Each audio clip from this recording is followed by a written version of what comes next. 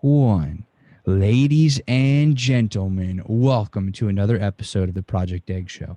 I'm your host, Ben Gothard, and today we have the honor of speaking with Brock Blake. How you doing today, Brock?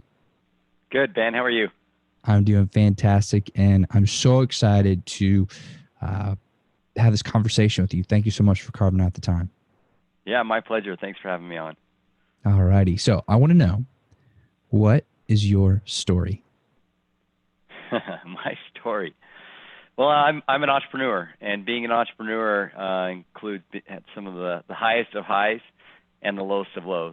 I started my entrepreneurial career right out of college. I won a entrepreneurial competition and won $50,000. It's kind of like the TV show The Apprentice without the Donald Trump saying you're fired and all the glitz and glamour. But there were 100 entrepreneurs. They narrowed it down to 20. And at the end, they selected 5 and gave the 5 of us $50,000 that we could go and start a business. So I was fortunate to be one of those 5. Started a company early on called Funding Universe, where we were connecting entrepreneurs to angel investors, and realized that most business owners are not really going to raise money from an angel or venture capitalist. Most angels or VCs want to see the next Uber or Twitter or Facebook or these high-flying, tech companies.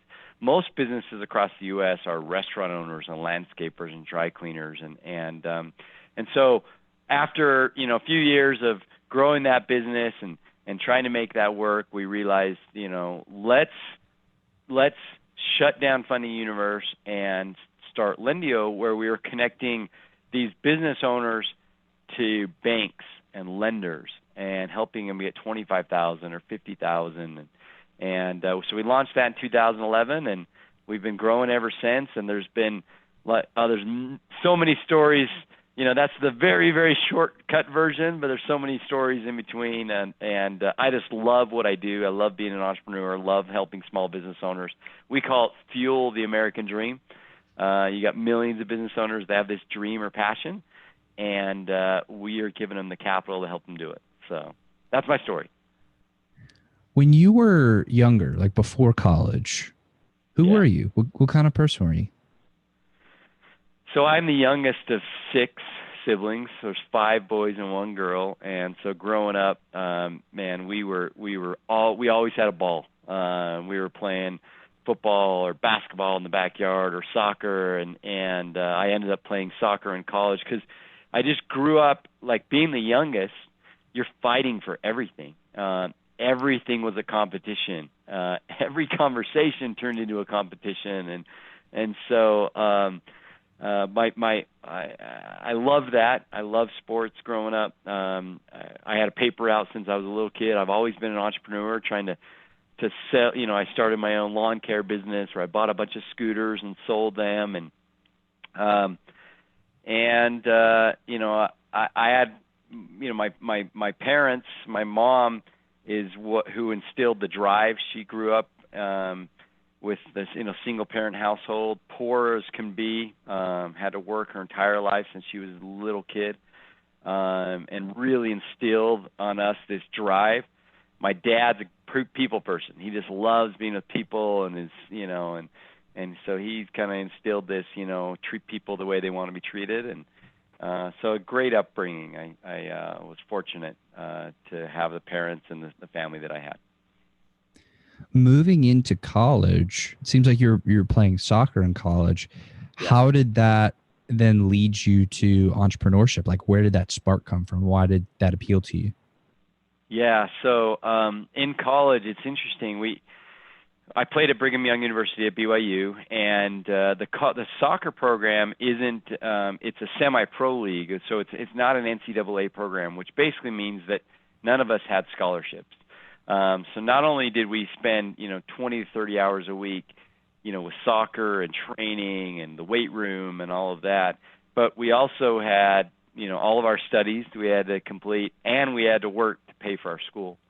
And so it was just this, it instilled this, like I was juggling, so many things at one time, trying to pull it all together and make it work. And that I think is really kind of foundational to who I am as an entrepreneur. Believing I'm going to identify the things that are important to you, and I'm just going to figure out how to make it happen. Oddly enough, I was just talking about this to one of the other former, soccer players. Is there's been, I don't know, from that soccer program, there's been a tremendous amount of entrepreneurs that have been widely successful. I'm talking like 20, 25 entrepreneurs, and it'd be like crazy to do a case study or documentary on all these entrepreneurs and why they became that way. But I think it was because we didn't have scholarships, and we had to just be scrappy to figure out how to make it all work. I love that. And it seems like those skills of trying to balance everything, trying to be resourceful to figure out how to make that work, trying to manage your time effectively to get everything done. It seems like, that was prime training for entrepreneurship. Oh, no question. And sometimes, you drop the ball on this or that, and you don't show up for work, or you miss, you do poorly on a test, or practice goes horribly or whatever. But for me, I was married. I got married my senior year, and so that was too. I felt this responsibility to provide for my wife, and it was definitely prime training, and it was challenging at the time. But I look back on it, and I'm just so grateful for the experiences that I had. Sometimes the most difficult trials and challenges are the ones that shape you the most.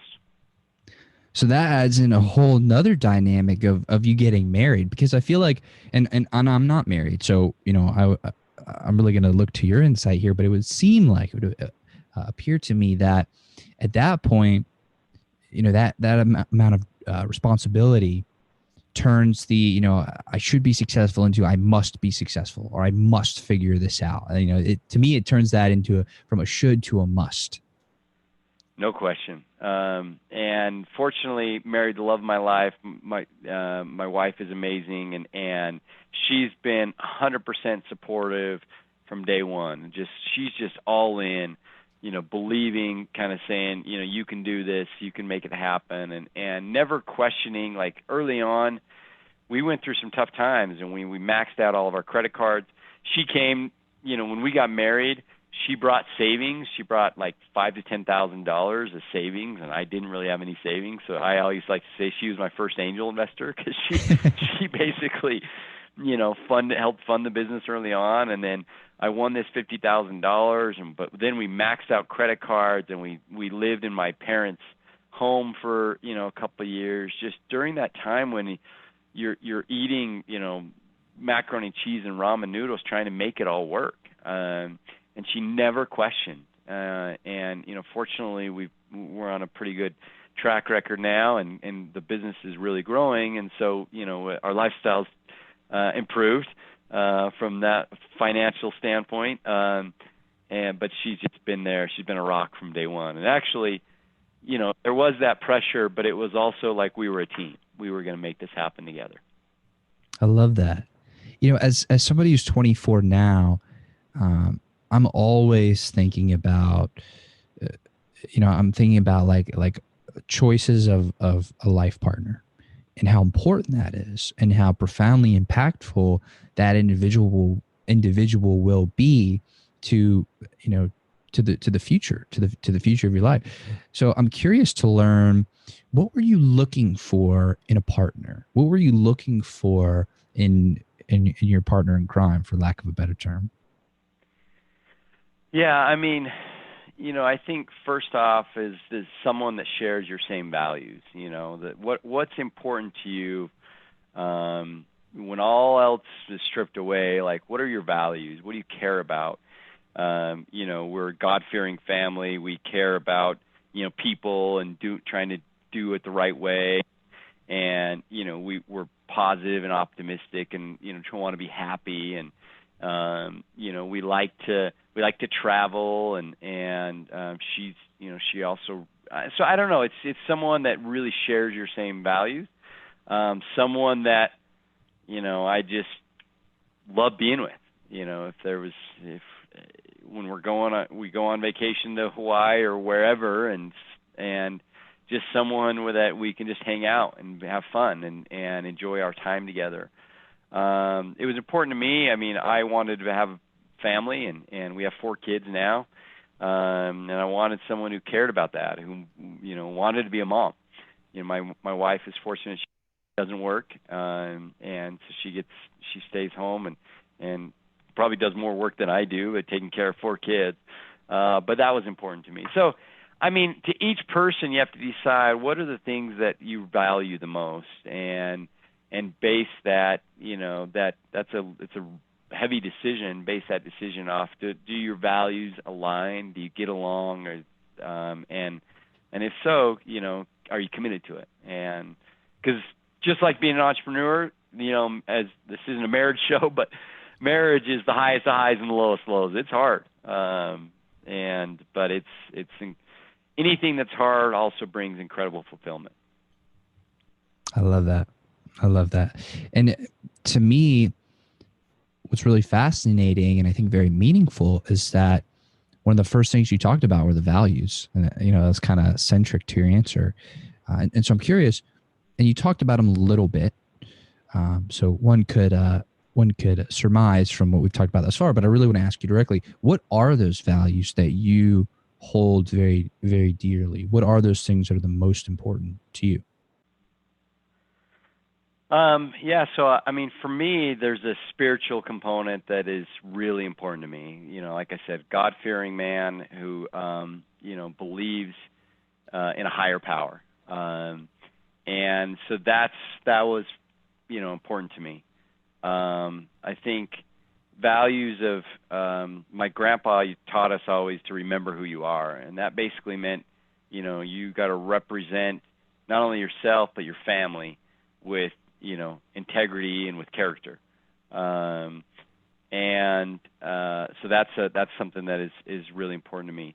I am someone who believes in service and like it's not all about you. In fact, you find the most joy and satisfaction in life when you're looking outside of yourself and you're looking at others and you're serving and you're figuring out ways to take care of other people, and that's really important to me. And then one of the values, this value of that I've carried with me my whole life, and actually has been the foundation of the values for our company here at Lendio, is this idea of humble hungry. Humble meaning, you're a team player. You're not caught up in yourself. You are open to feedback. You're not always right. All those things. Hungry being, I'm competitive. I want to win. I like goals. You like high five moments and celebrating, and you think big and you're audacious and you're bold, and so those combination of humble and hungry have served me really well in my life, and I'm pretty passionate about those. That's such an interesting combination of the humble hungry, and something that I often think a lot about that I'd love to get your perspective on is the idea of being content with who you are and happy in who you are, but also still having that drive to go out and improve and to work on yourself and improve yourself and do better. I feel like sometimes it can be kind of difficult to reconcile that. Like, oh, well, if I have to improve, does that mean I'm not good enough now? Or, does that mean I'm unworthy, or that at that point, then I will be worthy? And what is that point? So how do you reconcile this idea of both being happy and fulfilled and enjoying your life now, but also not losing that spark, that edge to keep going and getting better and better and better? Yeah. So life hacks that I've learned, for me, I think that happiness, that the fulfilling of kind of self-contentment comes from the lack of comparison with others. And so, if people get caught up in especially with social media these days, you get online and it looks like, all these people around me are living this perfect life. They only take a picture of the best things that ever happen, or this amazing trip on the beach or whatever. And then you start to compare yourself to someone else, and that's where you start to put yourself down, and there's some negative feelings towards yourself in that. And I think that if you remove comparison to others and focus on self and comparing yourself to your old self and just constantly trying to be better, that brings this, you're not going to be cocky, but you're going to be like content, and you're going to feel, you're confident. And then I feel like the happiness, so in that case, you're looking just inside yourself. And then the second scenario of happiness is, again, an interesting juxtaposition is now when I'm feeling sorry for myself, that's the exact time when I'm actually need to look outside myself and go serve. Go find someone who's having a worse day than you are, and how can you lift them up? And it could be simple things, but writing them a note, or telling them they look great, or hey, I love your haircut, or maybe it's someone that is in real need, and you can go and reach outside yourself. And the happiest people that I found are people that are not so focused on themselves. So the lack of comparison, and then getting outside yourself and serving. I love that, and I love the juxtaposition of and kind of jumping on both sides and looking at them and trying to figure them out, because I feel like a lot of people don't actually take the time to think about these things, and so we're just living with it. I mean, we're going about operating, and some decisions are if we're not making them, they're being made for us. So I think it's so critically important to talk about these things, because it could give somebody a code of operation. They could be like, oh, I love that idea, I'm going to implement that in my life. So I'm so glad the conversation has gone this way. Yeah. Let's talk about your entrepreneurial career a little bit more. Let's talk about when you won that competition and you won that $50,000. How did you actually do that? Like, what were the steps you took to go in, identify what you needed to do for that, and win it? Yeah, so this was an 8-week boot camp, and so during those 8 weeks, we had to go raise money. So we had to raise $5,000, which at the time is like, who am I going to go find $5,000 from? We had to put together an event, a networking competition. We had to, or a networking event. We had to do a sales competition where we were trying to sell a product that we weren't familiar with. And so, every single week we were going through these competitions, and then each week we also went through a 4-hour kind of entrepreneur training class where they brought in all these entrepreneurs, all these experts, and taught us. And it was an incredible experience. And at the end, basically every single week you basically were scored based on how you did. And then there was a peer review, so all 20 would vote on other people. You couldn't vote for yourself. And then the program kind of directors had a kind of a vote. And at the end, the individuals with the most points or whatever, I can't remember exactly, were the winners. And so I was extremely fortunate, because that money allowed me, it wasn't based on a certain business plan. It was, hey, here's $50,000. Why don't you go evaluate the market and try and decide what you want to do? And so I could use that in any way I wanted. I could start a business. I could buy a business. There were different things like that and so I used that money to evaluate a bunch of different opportunities and decided to launch Funding Universe. And what specifically about that business model stuck out to you so much? Like, why, of all the other business models, of all the other routes that you could have gone, why did that one really call to you? Yeah, so I almost bought an ice cream retail shop that I was going to franchise.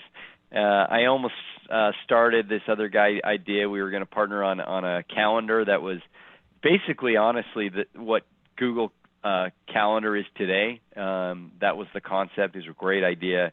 And I looked at a few others. And the reason why I decided to go with Funding Universe is because as I was going out and talking to business owners and trying to decide what to do, it seemed like the consistent theme with every business owner that I spoke to was that they needed access to capital. They were running their business, they're a restaurant owner, and they were juggling, so many things, trying to own that restaurant or that retail shop or whatever it was. They weren't experts at getting a loan. And as I talked to them, I'd say, hey, what's your biggest challenge? And almost every single time it was, I don't know how to get access to capital. I don't know how to raise money. Man, if I could use $100,000, it would make a huge impact on my business. And so because of the consistency and the repetition of how often I heard that, I just felt like there was a great opportunity to go and solve that problem. So you actually went out into the community and you started asking people, hey, what do you need help with? What are you struggling with? Yep, exactly. That's brilliant. That's so, because that's the best market research there is. I mean, people are saying, hey, I literally cannot do this thing. Please help. That's awesome. Yeah. Well, I think that sometimes as entrepreneurs, we come up with some idea, and the only people we ask to get feedback from are our closest friends and family. And what are our closest friends and family going to say? They're always, 95% of the time, they're going to tell you whatever the idea is. I want to go start a cold cereal restaurant. Oh, that's a brilliant idea. Everyone eats cold cereal, and so people are just going to tell you what you want to hear. And that's not the critical feedback you need to be able to start a business. You need to go out and talk to strangers and people that have no interest in or don't even really know you and have no bias or benefit from telling you what you want to hear. And then you can really, truly understand the market you're trying to serve. That's fantastic. So once you started that and you started to see that most entrepreneurs are just, I believe you said that they're just not really a good match for an angel or a VC. When was that turning point to where you said, okay, I need to do something else? Like what was that defining moment there? Yeah. So we had built up Funding Universe up to about 10 million in revenue. And what I realized is that, a lot of the customers that came to us looking for financing, a very high percentage, I'm talking like 90% of them, were actually never going to raise money from an angel investor or venture capitalist. As I mentioned, these are Main Street businesses. They don't need $1 million or $500,000. They might need $25,000. And so, to try and build a business where 90% of your customers aren't a good fit, it was just like, it wasn't the right business model. So we started thinking on nights and weekends, how can we serve that customer base? And in February 2011, we started building up, this concept around Lendio. And in February 2011, we shut down Funding Universe, going from $1 million of revenue a month to zero overnight. Went from 75 employees down to about 8, and basically started over with conviction. We knew that the demand for capital was high because we saw that. Many business owners were coming in asking for financing, and so we just thought if we can switch to this debt model, helping business owners, connect them to banks and credit unions and other lenders, we feel like that that will be a lot more scalable, and we'll be able to serve that much larger, that 90%. And so that was painful, that transition, going from $1 million in revenue a month to zero. Way more painful than we could have ever thought or planned. But we had conviction around Lendio. Unfortunately, now 8 years later, the decision has definitely paid off. Did y'all ever consider like expanding what Funding could do, and like moving your customer base over to a more debt driven model? Like what were really the different points of discussion as far as why you shut it down and started something completely new?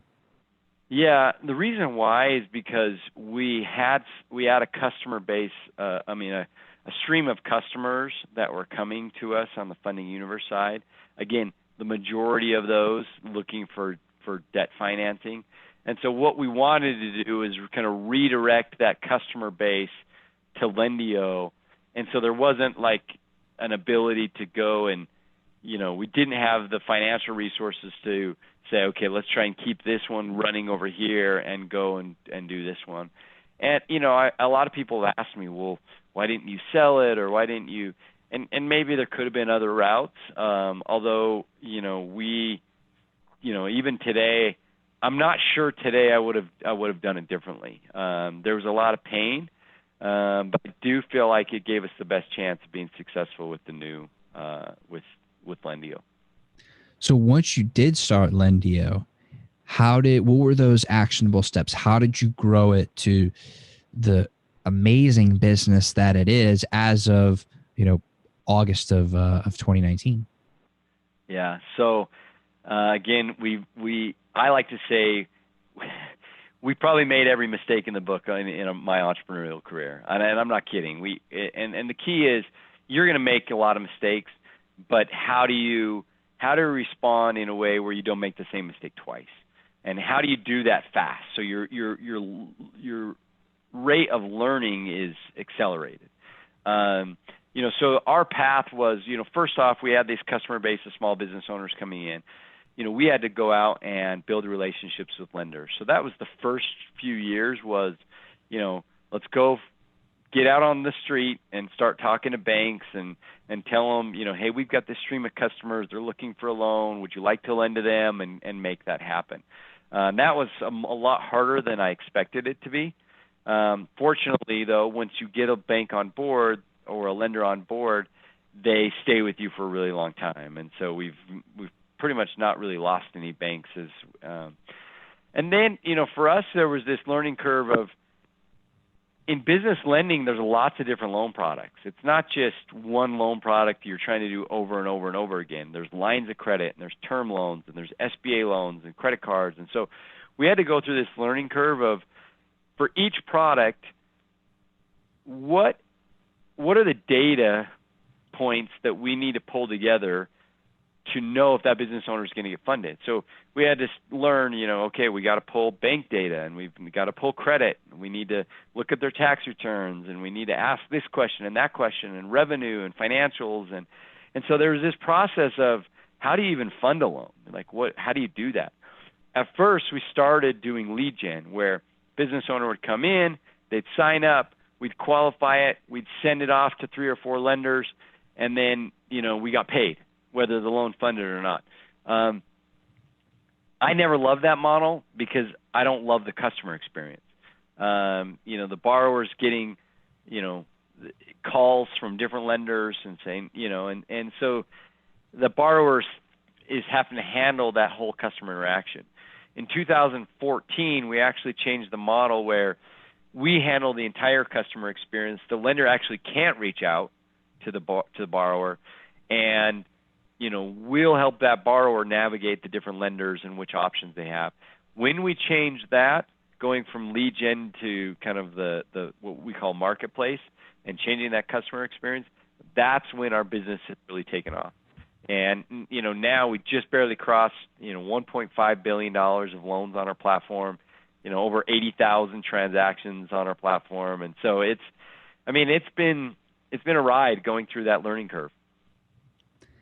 As you've grown and developed these different businesses, and you've gone through this journey and all these different things that you've done, what have been some of the biggest lessons that you've learned that you wish you knew way back in the day?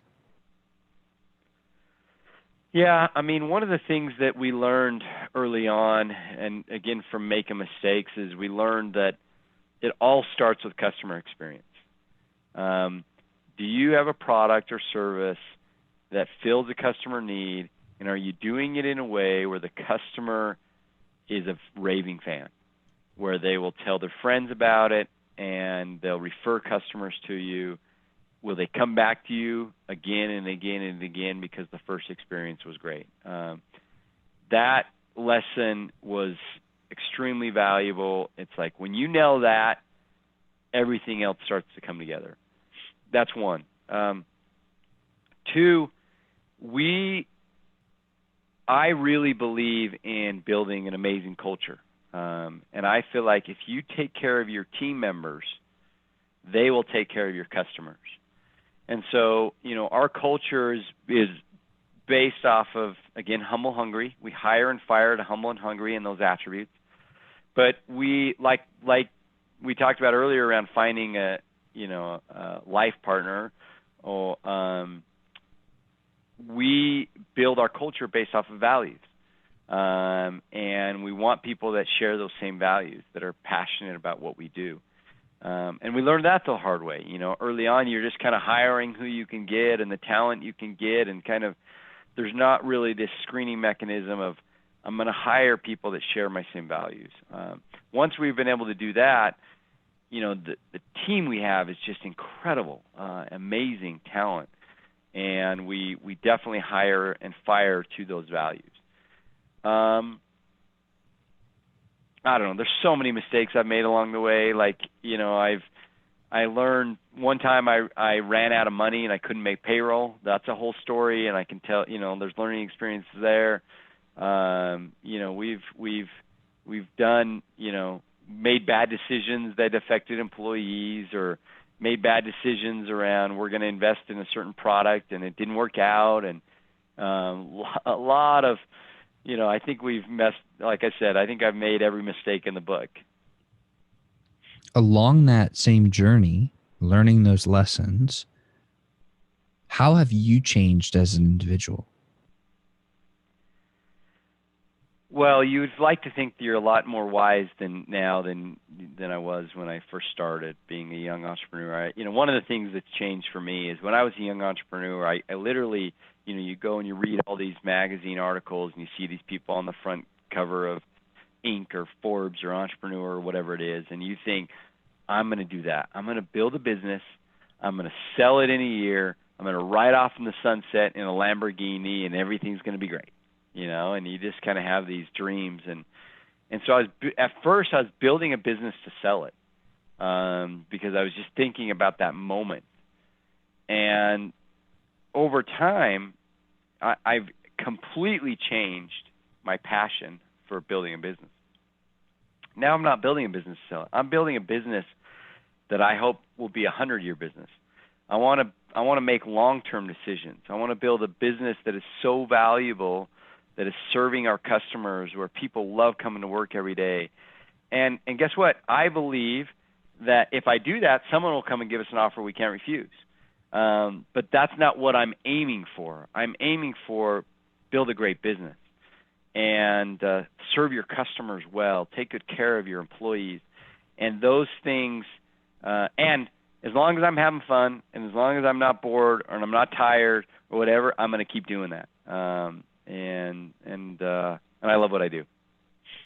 I love the idea of taking the long-term approach, and that's something that I vehemently believe in, because and I was just speaking at a conference not too long ago, and we were talking about working with people and taking the long-term approach to working with people. And I think that is absolutely the best way to do business, because if you're going for the short term, for example, let's say I was trying to sell a widget to somebody, right? And that was my only goal, and I was just thinking very short term and transactionally. Well, I may fail at selling the widget, and then the relationship's broken, and there's nothing else you can do at that point, right? Because of the thinking. But if instead I go about building the relationship, then they can be a customer for many, many, many widgets, or they could be a partner and help me sell widgets, or I can help them sell whatever they're selling, or an advisor, or mentor, anything and everything. So I love that long-term approach. And I try to preach that all the time. So I'm so glad that the conversation went there. Now, what really shifted to where you thought that way? Like, where did that thought process come from? I think that you go through a learning curve where it's trial and error. You try some of these short-term decisions. I'm going to make this decision because it will help drive revenue goals today. And yeah, you might hit your revenue goal today, or you might accomplish whatever that is. But then the next day you have to recreate the wheel again. And it's actually, I guess it's just that pain of making short-term decisions and realizing that didn't work that well for me. Like, maybe that day we won, but in the long run we're not going to win. And then also seeing the benefit of, okay, I'm going to go about this. I'm going to take the long-term approach. It's going to take me longer to make it happen. I might miss out on some short-term rewards, but in the long run, you're so much better. Your foundation is better. The company morale is better because people see that. People recognize, like, if you say you're going to be long-term focused, or you have these values, and then you go out and act differently than what your stated values are, now you lose all credibility. You're now a hypocrite. And so it is just basically trying to do what we said we were going to do. So I think it's just that learning curve of, who are we really? What are the values we're built off of? Trial and error. What are the mistakes we made? And what do we think? How do we think long term? What are we really trying to build here? And then act to make that happen. I love that. So now you're here, and we talked a little bit about how you got here and where you actually are. But let's talk about where you want to go. Like, what do you see as far as the future for your business, for yourself, for your family? Yeah, so for Lendio, I mean, we feel like we're just getting started. This is an enormous market. There's millions of small business owners out there that need help getting access to capital. We're excited about expanding the brand and trying, being kind of a household name. And we are the largest marketplace in the U.S., but we feel like we're just scratching the surface on that. We also just, part of building a relationship with our small business owners is as we were talking to a lot of our business owners, many of them said, and we were looking at their financials, and we were like, man, your financials are kind of a mess, because they're so busy trying to run their business, they don't have time to become a bookkeeper or an accountant or whatever. And we started doing some surveys and realized that 70% of our customers don't have any really good bookkeeping or accounting. And so we just announced a few weeks ago the acquisition of a cash flow bookkeeping technology we're calling Sunrise. And basically what that allows us to do, when a business owner comes in, they need a loan. Hey, we also identified you probably need help with your financials. We have a free product and an upgrade product and whatnot. So I'm really excited about the ability to combine lending. Let's help you get a loan when you need it, but when you don't need a loan, let's help you manage your finances. And so to help you be a better entrepreneur. Like, I get super passionate about that. And so, for the future, I see one day where a business owner, it's not there yet. The lender, between lender technology and other things, it's just not there yet. But I see a day where I call it an always-on application, where a business owner never really has to go and apply and fill out an application. Like today, there's a pain in doing that, and giving all the information. What if you had enough data on that business owner that it's always on? At any time they need it, they can just go to their mobile and say, I need $20,000, click here. And, they get it. Or, I need to buy a piece of equipment, boom, I need it. And because we already have visibility into their financials and so I get really excited about that concept, and being able to take our business to be able to do that, to help that business owner when they need it most. That's fantastic. And what about for yourself and for your family? I'm passionate. I'm passionate about leaving a legacy. I want to build a great business that serves the community. If there's a financial, payday at the end of that rainbow, I want to be able to leave a legacy. I want to be able to do good in the community. I want to be able to give back. I want to be able to serve people. I want to be able to invest in other businesses and kind of have this force multiplier effect. And I want to, not for any kind of promotion, but I see these other entrepreneurs that have done really well, and I see some that take it and it's extremely kind of selfish and all about me, and I'm going to have the biggest house on the top of the hill and buy all these fancy cars. And I mean, there's a place for that. But also I see the ones that are, trying to advance the cause of cancer. My mother passed away of cancer, and I'm passionate about trying to solve for that, or just being able to use that money to do good. I feel like if you generate an income, you now have this stewardship. You are over this income, and what can you do with it? How can you help people? What problems need to be solved? And I'll just share one.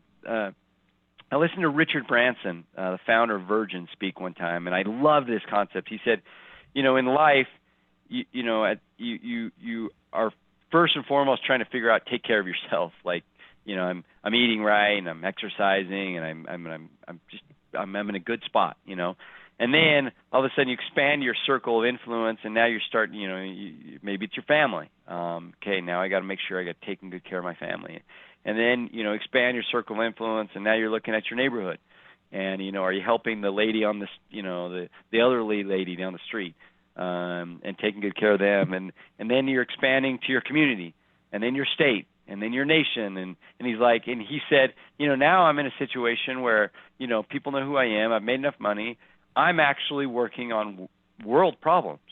And he mentioned some of the world problems that he's trying to solve. And he's going to space, and he's doing all these crazy things. And I'm like, I just love that. That's so cool, that people who just, it's not just about them. That's fantastic. Hearing you say that, it reminds me a lot of John D. Rockefeller. I'd like to study successful people, and around roughly his 50s, partially because of his health, but a lot of his health concerns were because of so much stress from running Standard Oil, and he actually switched predominantly to philanthropy. And he started focusing not as much on making money, but on spending it and investing it and doing good in the world. And I totally agree with that. I totally agree with that. And I think the more people that think like we do, and the people we've been talking about, I think that makes for a better world. And we're all part of humanity. Like we're all humans. So at the end of the day, it really does help everybody. And makes for a better world. So, no question. So Brock, I want to thank you so much for coming on the show today and sharing some of your precious time with me today. It's been very special, and I just want to thank you. Yeah, man. Thanks for having me. I love what you're doing. I appreciate the show and all the stories that you're telling and that deserve to be told. So thanks for having me. Absolutely. So just have one more question for you, then we'll wrap it on up. I'm 24, and I want to ask from my perspective specifically, and I want to get your perspective specifically. But what question should I be asking you that I just wouldn't think to ask?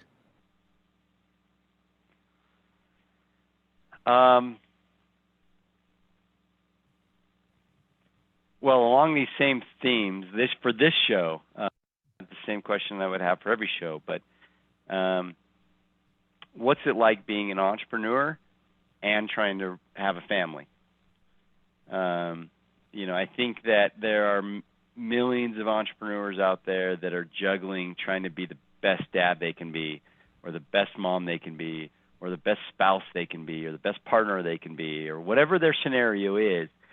but it's hard because you feel like day to day, man. I have at Lendio, we have 225 employees that are all kind of calling for your time, and you have a board, and you have these partnerships, and you're trying to run a business, and yet I care about. I've got a son who's 13 and 3 girls, 12 and 10 and 5, and they have their dance recitals and they have their soccer games, and I'm helping to coach football, and that I think it's a real life challenge that one day, when I was early on in my career, I was trying to raise money from a venture capitalist. The venture capitalist, and he asked me about myself, and I said, "Hey, father, husband, really passionate about being a dad."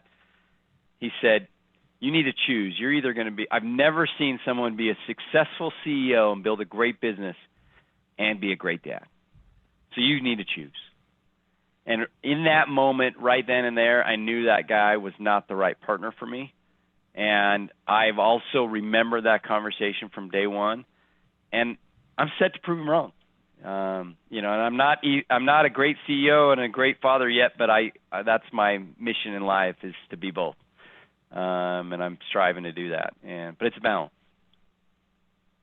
Well, again, Brock, I want to thank you so much for coming on the show, and to everybody who's watching and listening, I want to thank y'all very, very much.